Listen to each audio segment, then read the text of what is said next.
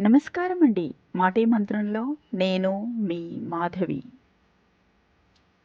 సమాజంలో మార్పు ఎందుకు రాదంటే పేదవారికి ధైర్యం లేక, మధ్యతరగతి వారికి సమయం లేక, ధనవంతులకి అవసరం లేక.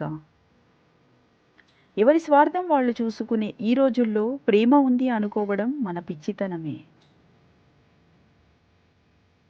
కన్నీళ్లను ఆపుకోవటం పెద్ద కష్టమేమీ కాదు. కానీ మనసులో బాధను ఆపుకుంటూ నవ్వుతూ జీవించటం చాలా కష్టమైన పని.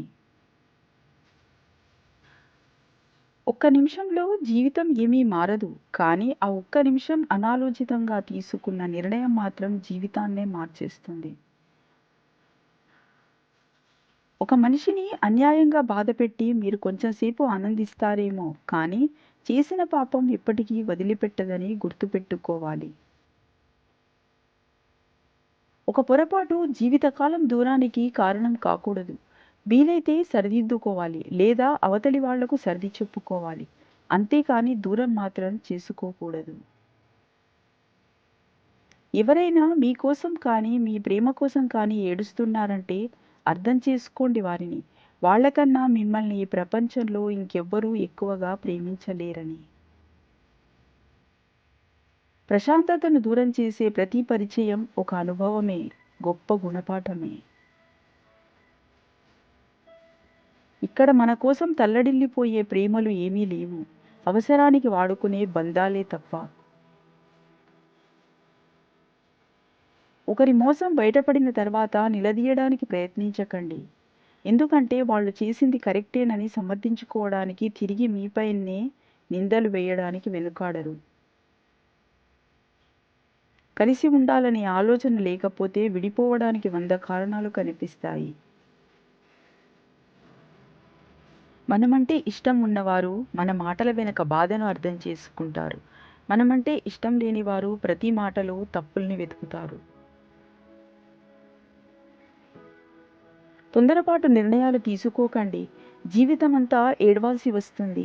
అలాగే ఎవ్వరికీ ఎక్కువగా మీ మనసులో స్థానం ఇవ్వకండి. వారి వల్లే మీ జీవితంలో తేరుకోలేని దెబ్బ తగులుతుంది. ఎవరో వస్తారు, ఏదో చేస్తారు, ఇవన్నీ వట్టి మాటలు. మీకోసం ఎవ్వరూ రారు, ఏదీ చెయ్యరు. మీకోసం మీరేది అనుకుంటే అదే చెయ్యండి. అది ప్రయత్నమైనా, పోరాటం అయినా. శాంతంగా ఉంటేనే జీవితంలో మీరు దృఢంగా ఉండగలరని గుర్తుంచుకోండి. చల్లగా ఉన్నప్పుడు అత్యంత దృఢంగా ఉండే ఇనుము కూడా వేడెక్కితే బలహీనమైపోతుంది. కోపంలో మాటలు తూలి ఇతరులని దూరం చేసుకునే దానికన్నా క్షమించి దగ్గర చేసుకుంటే మీకు శత్రువులు తగ్గుతారు, మీరు హాయిగా ఉంటారు.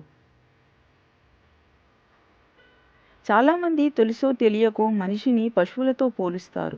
అది చాలా తప్పు అని తెలుసుకోండి. ఎందుకంటే పశువులకి ప్రేమని పంచడం మాత్రమే తెలుసు. మనిషిలాగా మోసం, ద్రోహం, కుట్రలు చేయడం రాదు. పాపం 3 రకాలుగా బాధపెడుతుంది. రుణము, రోగము, శత్రువులు. పుణ్యం 3 రకాలుగా సంతోషపెడుతుంది.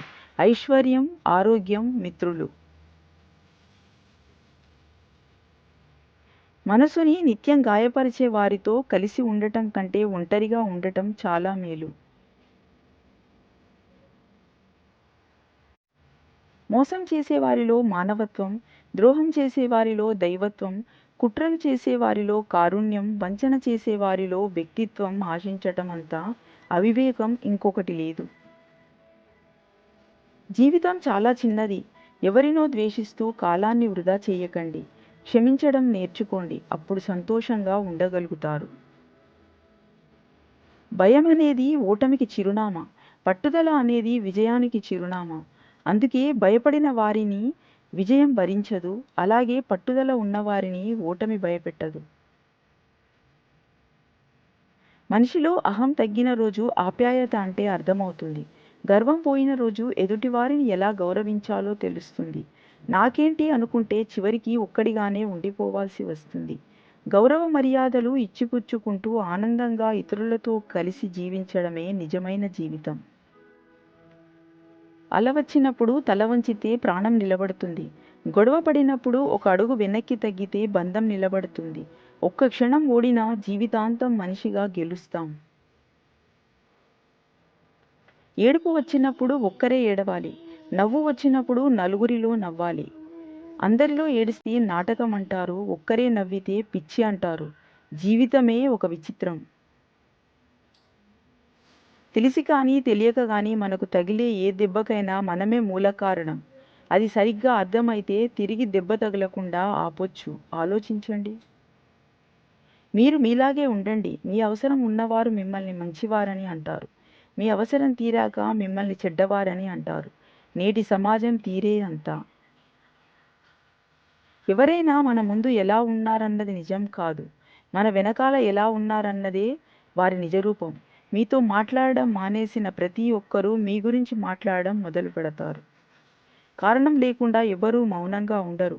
కొండంత బాధ మాటలు పైకి రానివ్వకుండా తొక్కిపెడుతుంది. Thank you so much for watching this video.